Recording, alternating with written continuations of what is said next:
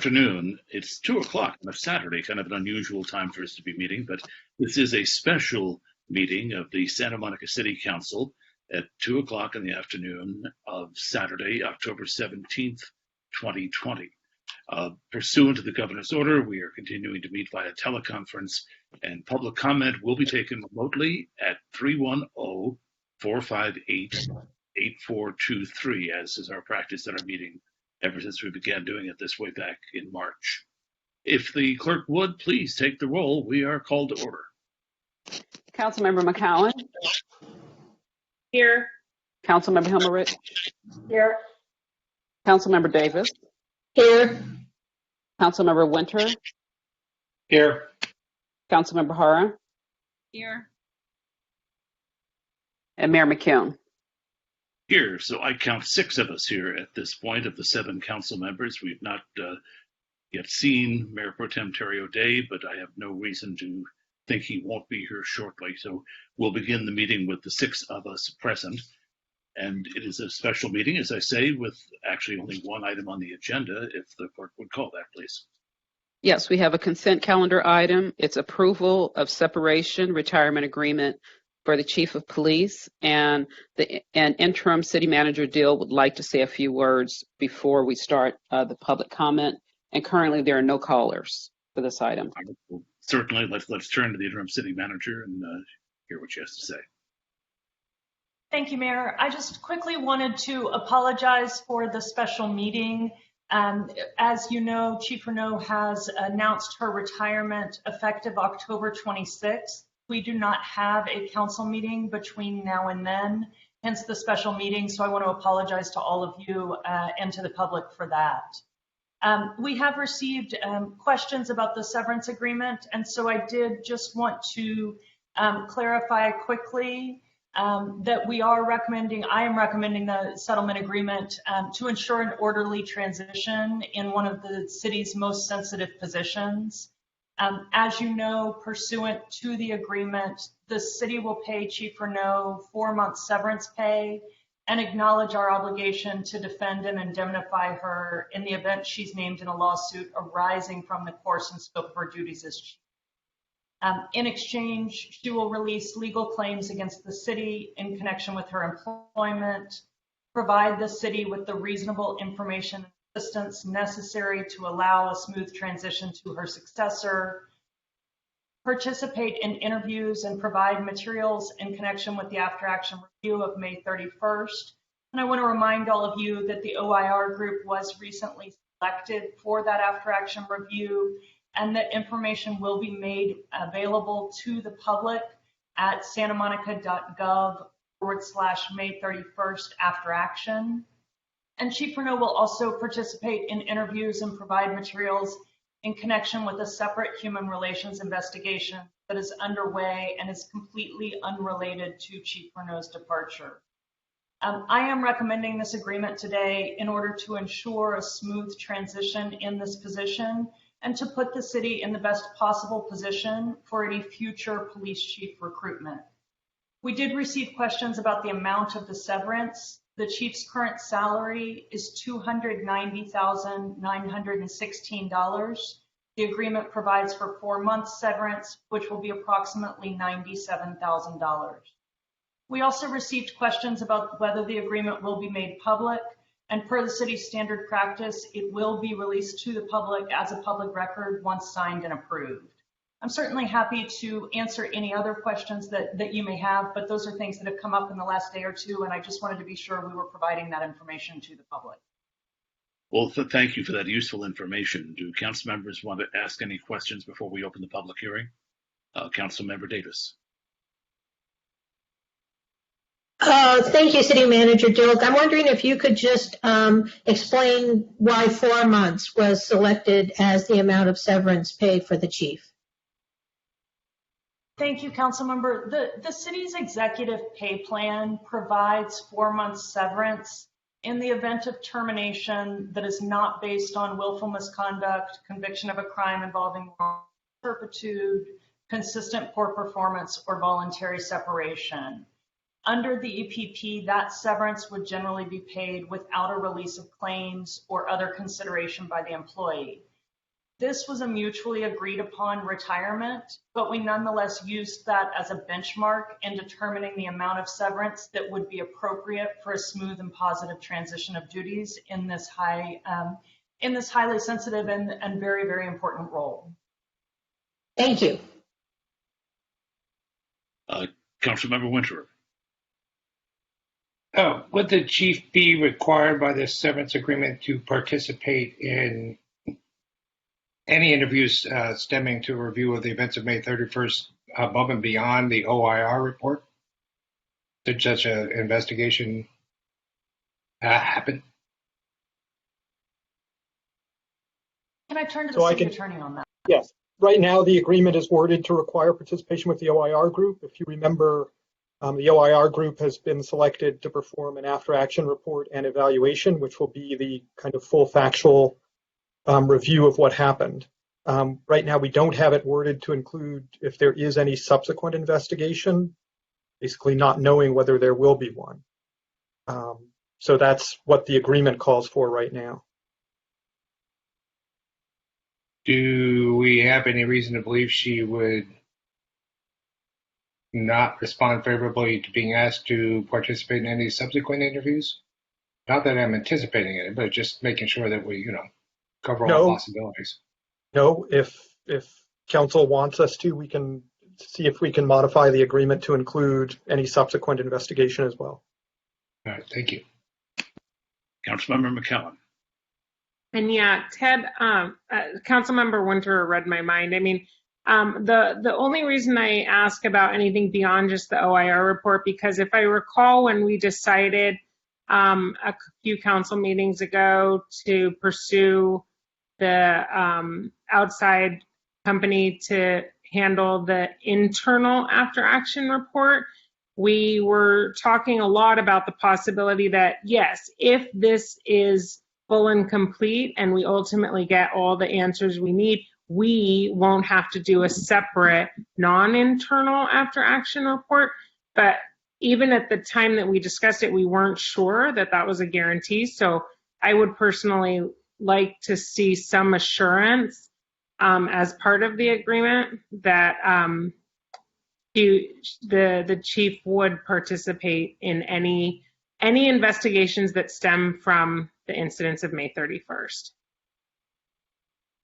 Okay, we're verging a bit into discussion as opposed to questions. I think the question has been moved to staff. I'm not sure that the answer was complete, but that may have to be dealt with after we hold the public hearing. Are there any other questions at this point? If not, I'll turn to the city clerk and our telephone staff, and let's open the public hearing on item 3A. Mayor, we have no callers for this item. Then we're going to close the public hearing on item 3A, and we'll come back to the council for discussion. The matter is before us, either to pull the item off the consent calendar or to move the consent calendar.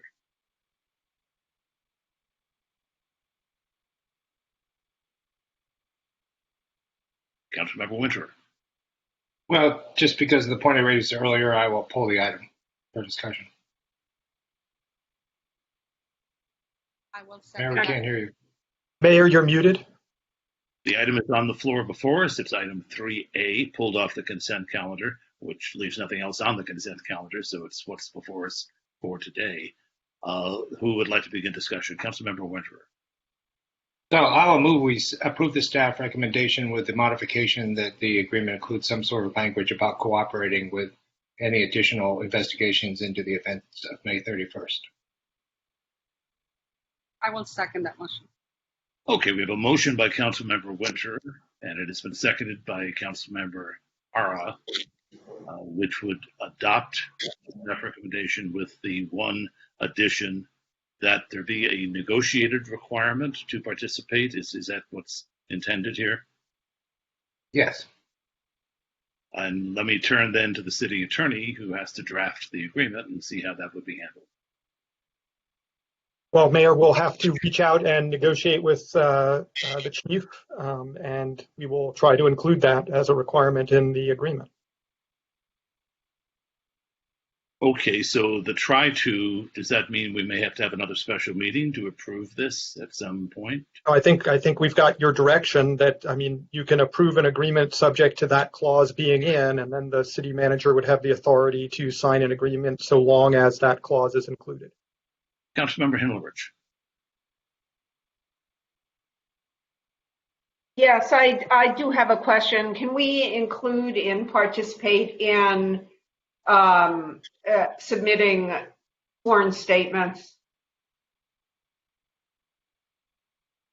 I don't quite know what participate in is, but if we have any kind of litigation around this, we're going to have to get declarations and things. We don't want to have to get subpoenas or have other people get subpoenas. Do you agree, George? I don't know. So the way we typically we would word this as that she would make herself available for and participate in interviews with and provide materials connection. If you want us to add in addition that on request she'll provide sworn statements, we can see if we can include that. That would be it's more ordinary to have it worded the way I originally put it, but if that's a desire, we can include that as a specific requirement. If you don't think it will be an impediment in the future, George, I understand, but I can anticipate that we might need sworn statements from everyone involved in everything that happened around May 31st. I think once we get into, if we get involved in litigation, we have other mechanisms for obtaining those. Obviously, we can proceed with depositions and take sworn testimony that way. Right. So there are those, but again, if council believes that that's something that you want, you can express that. I would ask that you express that as a desire that we attempt to negotiate that, since that can be a more difficult thing to negotiate. And I think it would be better to give the city manager the discretion, if we were unable to negotiate that, to proceed. Yeah, my goal here is that we simply anticipate any possible participation we might want in the future and try to cover it in the agreement. That's all. George, for public trust purposes, I would prefer if we maybe stayed away from discretion. I wonder if a solution here would be participate as requested by the OIR group or the investigator in interviews, and then if the OIR group was requesting sworn statements, that language would be included. Is there a solution like that? I just don't want to leave it open-ended because if yes, I mean the way it is worded now, the way we would word it now would be that as requested by the city, she make herself available and participate in interviews with and provide materials reasonably requested by. We can make that by the city so that the city has the discretion to reasonably request materials, and if it's desired, I can try to make that provide materials, including sworn statements. Well, this is discussion of a possible amendment to a motion that's already on the floor. So let me turn now to the maker of the motion, Councilmember Winterer. Is this friendly? Well, I like the interim city attorney's suggestion that we just say request from the city. I'm sort of interested in hearing from my colleagues about whether we want to go to include the language on sworn statements, given that if we ever get to that point, we do have the ability to depose. I'd like to wrap this up and move ahead, so I wouldn't want to insert language that might become a sticking point in negotiating this. So I'm curious what my colleagues think. Well, particularly Councilmember Himmelrich, who made this suggestion. Does the language that has now been offered by the interim city attorney satisfy your concern? As I said about the sworn statement, that was my initial proposal. I just want to have something that makes sure that we get cooperation in anything that might arise out of it and participation. That's all. So the words sworn statement are not crucial to me. Right. So why don't we, if that's the desire, I think I see where you're going with that. So if you want direction that we include in the obligation that you provide, participate in interviews with and provide materials reasonably requested by the city in connection with the OIR group review of events leading up to May 31st, any subsequent investigations, and we could add any litigation to Yes. include that obligation extends to litigation. And so Okay. if that is the direction, I think we could take that direction and go back. Okay, so for the moment, then the motion that was on the floor remains on the floor, and I've been notified that Mayor Pro Tem O'Day had difficulty connecting by computer, but has joined us by phone. So I cannot see you to know if you have any comments you'd like to make. Mayor Pro Tem O'Day, do you have anything you'd like to say? No, thank you. You all have covered it well. Okay, well, thank you. Sorry you had the problem joining us. So, Councilmember Winter, you have a motion on the floor. It's been seconded by Councilmember Hara.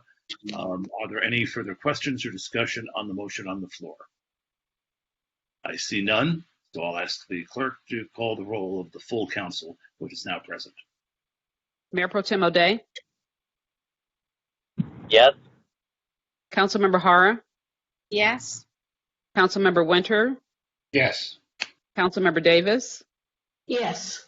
Councilmember Himmelrich, Yes. Councilmember McCollum, Yes. and Mayor McKeown. Yes, so that passes 7-0 by unanimous vote of the City Council. That was item 3A on our agenda and the only item on the agenda for this special meeting. So our next meeting will be, as already scheduled, October, I believe it's 27th.